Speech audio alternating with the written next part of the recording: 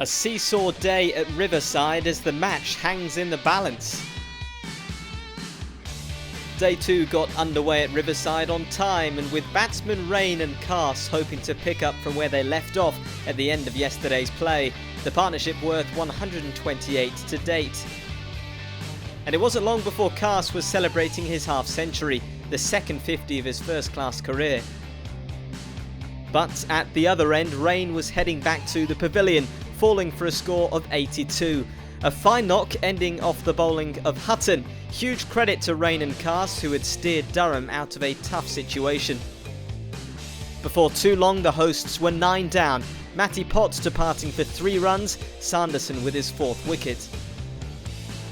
Durham went past 250 runs, picking up a second batting point, with Cast continuing to impress. But then the innings was done. Rushworth out LBW off the bowling of Hutton. What a comeback from Durham. After slumping to 81 for 7, it was the efforts of Rain and Cast that helped them pass 250. Curran and Vasconcelos donned the pads first up for the visitors as they looked to respond. And both batsmen were able to profit from a little fortune early on, with a couple of dropped catches giving them a lifeline. Those missed opportunities and some resolute batting helped the openers through to lunch with their wickets intact. Northants 46 for no loss at the break. After lunch, the breakthrough, and what a good performance from Cast so far. After a career best 77 not out with the bat, he was producing magic with the ball. Curran clean bowled. It was a short stay at the crease for Wakely as he edged a Cast delivery through to Bancroft.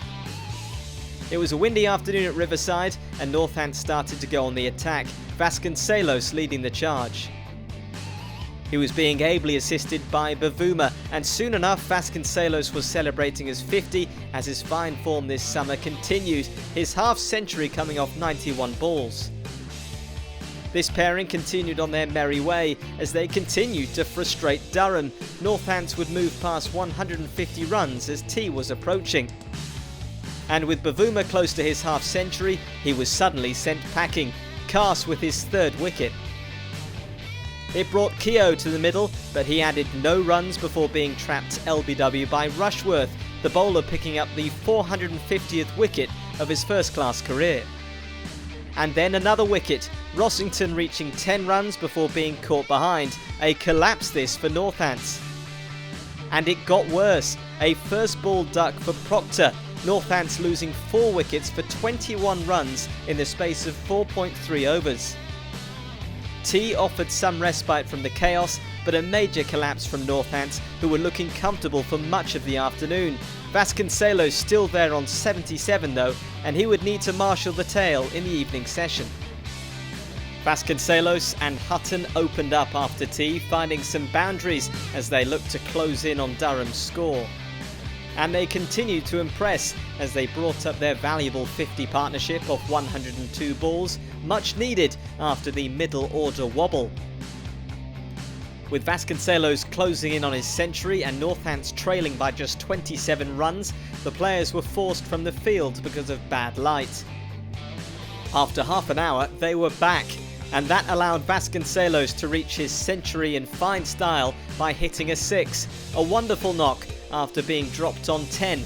He took full advantage to record his 5th century in first-class cricket. Bad light ended things soon after that, with Northants leading by 1 run. An entertaining day, and everyone hoping for clear skies tomorrow.